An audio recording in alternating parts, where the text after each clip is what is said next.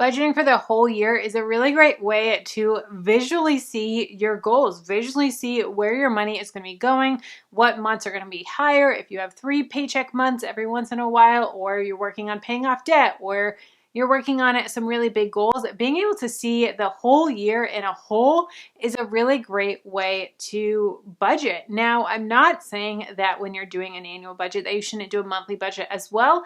I honestly think it's really important to do both. I love doing the annual budget, but I still do a monthly budget too. So I actually sell my budget Excel templates. I sell my budget one, my monthly budget, as well as an annual budget. And for this one, I created a 2-in-1 where you can see visually both in the same spreadsheet, and you can be able to refer back to it every time that you're creating your monthly budget, which is really cool. Now I'm going to be giving an example of an annual budget of $100,000, and this is going to be a really great in detail one. But I do have other examples on my YouTube channel as well. I have ones from actually you guys, subscribers, that have sent me their budgets where I've created them. We've done West Palm Beach, we've done London, we've done Salt Lake City, Utah, Los Angeles, Atlanta, Texas, and they're really exciting. And then I do have as well of different monthly examples of different price points. So if you make $2,000 a month, $4,000, $5,000, $6,000, $7,000, $8,000, and then the 50-30-20 rule of money. I have one for an irregular budget if you maybe work in commission or work in sales or waitressing and your money fluctuates from month to month. I have a full video and budget on that as well.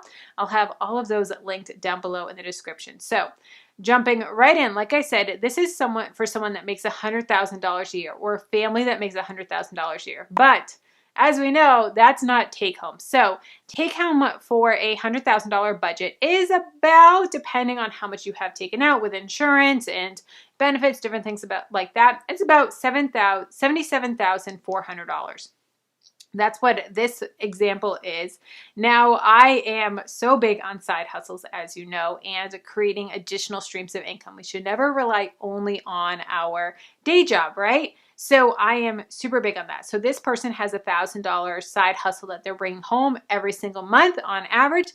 And if you are like, Kelly, I would love to start a side hustle. I would love to become a virtual assistant, or maybe sell digital downloads, or maybe start a YouTube channel, but I don't really know what's best for me. I have a full free ebook guide that's going to help walk you through figuring out what skills, what side hustles are best for you with the skills that you currently have. So definitely check it out. It'll be linked in the description. It's a super fun one. But this person, is bringing home $89,400. So for income number one, which is person number one, is $39,000 take home. The second person is $38,400 take home, with a side hustle of $12,000. Now, this person they get paid bi-weekly. So one person gets paid on the 15th and the 30th, so they don't get a 3 paycheck month. And then this person number one, income one, they get paid every other Friday. So that means that in 2024, in March and in August, they actually get 3 paychecks. So they get more income. So those months are going to go from $7,200 take home to $8,700 take home. So, which is really exciting, and we can use that to hit some goals here. So as you can see, each month is $7,200 except for March and then in August. Now, I love visually seeing this. So we have our income up top, regular costs, debt, investments, and sinking funds and savings. So we're going to go through all of these. And I love visually being able to see when things come out. So for example, this person has giving, so they're giving $1,000 a month, about 10%, and then their rent or mortgage is $1,600. And then they have HOA. So HOA is paid quarterly for this person, so $250 once a quarter. So in January, April, July, and October, they have to do that. So it's $1,000 a year.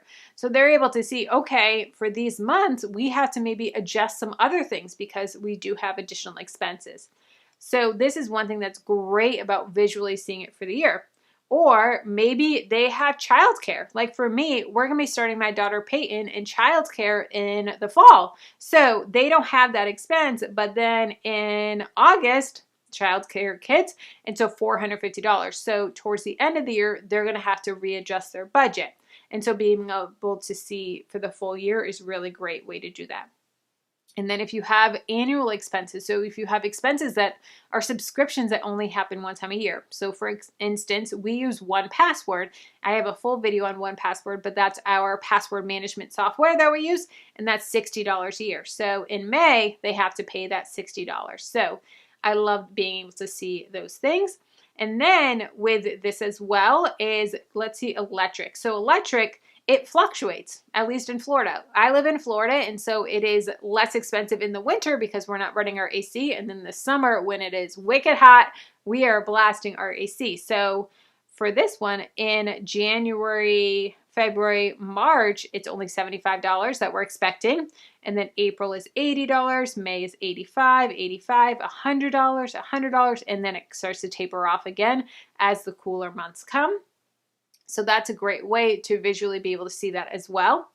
Let's see what else. We got life insurance here. So life insurance is so important, and it's a lot more affordable than you think it is. So this is two people, a couple, and with a family, and they're paying $120 a month. So that is super affordable and so important. If you have anyone depending on your income, whether you're working or not working, even stay-at-home moms still need life insurance. I lost my mom when I was 16 and she didn't have life insurance, and my dad is still not recovered from that financially, and that happened when I was 16 and I'm mid-30s now. And so life insurance is so important and a lot more affordable. I personally love Besto. I'll have them linked down below in the description. They're amazing. Also cell phones, $30 for 2-plan cell phone. They use Mint Mobile, which is amazing. So there's that. And then we have groceries, about $400 a month for groceries, eating out, $200 a month, personal spending, entertainment, $200, gas, $200 a month, and household expenses, $200 a month.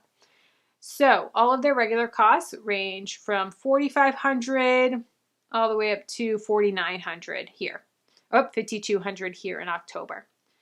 Okay, so the next thing that I love about visually seeing a budget for the full year and doing an annual budget is if you're paying off debt and you're able to see how your debt is snowballing into the next one, or if you're using the debt avalanche, the debt tsunami, whatever debt payoff method you're using. I have a full video that goes over 4 different types of debt payoff methods. It's not just the debt snowball and the debt avalanche. So I'm actually going to expand this a little bit here. So this person has 1 credit card, 1 car loan, and a student loan payment. So the credit card is $250 minimum payment, car loan is $400 minimum payment, and student loan is $300 minimum payment.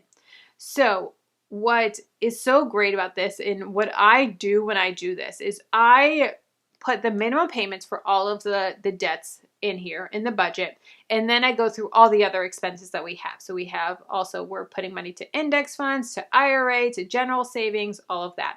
And if we have leftover money, then we're going to put it towards that goal. So I like to start with the minimum payment, and then after any leftover money, we're going to put it towards that goal.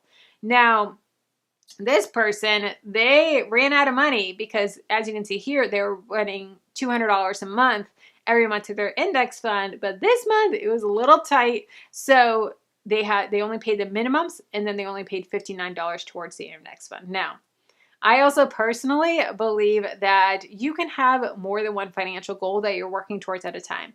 I know there's some people that say stop investing, stop 401k match, all of that while you're paying off debt. I don't believe that you need to do that. You can have more than one goal at a time. So this person is still saving money, they're still investing, and they're paying off debt. That's just my personal belief, but to each his own, and I think every situation is different. But this person is making, over $100,000 a year, especially with their side hustle and everything. So they can, they can work this into the budget. So $950 in debt payments, for investments, $1,225. And then sinking funds. Sinking funds is just a fancy word for savings. So they do general savings, Christmas, vacation, medical, clothing, and car repairs, totaling $225. And then at the end of the month they spent $7,200, which that is the same as what they brought in. So it's a zero-based budget. So every dollar is accounted for. So that is January. And then let's look at February. So February, they were able to put some extra towards their credit card. And they paid $309 extra, $309 total. So they paid an extra, I don't know, what is that? $59 towards it. And they put the full $200 towards their index fund. Then the next month, this was a 3-paycheck month. So March, they had extra money. So they were able to, with that extra money, wipe out their debt and wipe out their credit card. So now in April, they don't have that credit card payment. They're able to put any extra towards their car loan. So that's how the debt snowball works, or the debt tsunami, whichever one they're working on. They're honestly they're working on the tsunami here because of the credit card interest of paying this one off. And so now they're able to put that $250 that they were paying, put it towards the car loan. So now we're putting extra towards the car loan, and that's amazing. So that's for April, and then March we're putting $639 towards it. And as you can see, each month we're putting more towards it. And then in August, another 3-paycheck month, they're able to wipe out the car loan. And then in September, all they have left is the student loan. So they're working on paying off that debt, and they're able to snowball. So as you can see here, at the beginning of the year, we had 3 debts, and now in September, we only have 1 debt. So this is what's so amazing about doing an annual budget is you can visually see, hey, by September, we're only gonna have 1 debt. And that's amazing. And then by the end of the year, we're going to have paid off almost $12,000 worth of debt, which is so cool, and have invested $16,000 and saved $3,800. Like, we are hitting our goals, which is so amazing.